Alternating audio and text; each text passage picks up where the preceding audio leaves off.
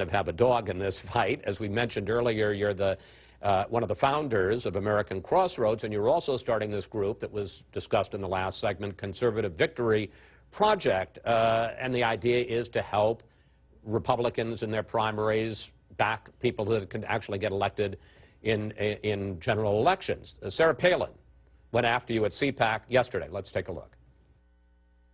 These experts who keep losing elections, yet keep getting rehired, raking in millions, if they feel that strongly about who gets to run in this party, then they should buck up or stay in the truck. Buck up and run. So you bucking up? I'm not quite sure I got that, but bucking up, staying in the truck, or running. Palin says, basically, in her first line in that, was that the last thing the party needs is people from the Washington establishment, didn't mention your name, but I think you were who she was talking about, vetting Republican candidates. Well, first of all, I live in Texas. I don't live in Washington. Yeah, second, but you're a little dirty here now.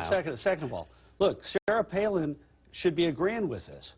She didn't support Todd Akin, and when he said the reprehensible things he said, she wisely came out and said he ought to get out of the race. This is the legitimate rape candidate The legitimate rape candidate in Missouri. If she can play in primaries, other people can play in primaries. Now, I do have to set the record straight on two things. First of all, raking in millions. I'm a volunteer. I don't take a dime for my work with American Crossroads. I even pay my own travel expenses out of my own pocket.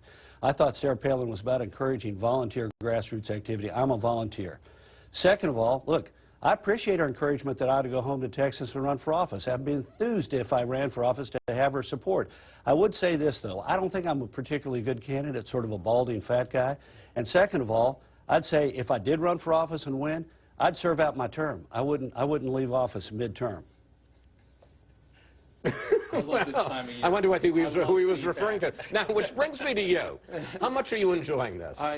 You just hate to see this kind of fighting inside a party, especially the other party. It's great stuff, but I mean, look, you got wacklebirds, chuckle heads, moss covered in stale. I mean, these are there's like three wings of the party right now, and when the stale and moss covered are apologizing to the wacko birds, which is what McCain actually did. This coming from the guy who ran the campaign of the Screamer. No, I mean, come on. The party that doesn't have the White House tends to have these difficulties. This is nothing new and nothing exceptional. But the issue here is, I think, look, you're going to have these fights inside a party, but every time you've had one, that party tends to lose. We've already seen it on the Senate, in the Senate races that Bill Kristol talked about earlier.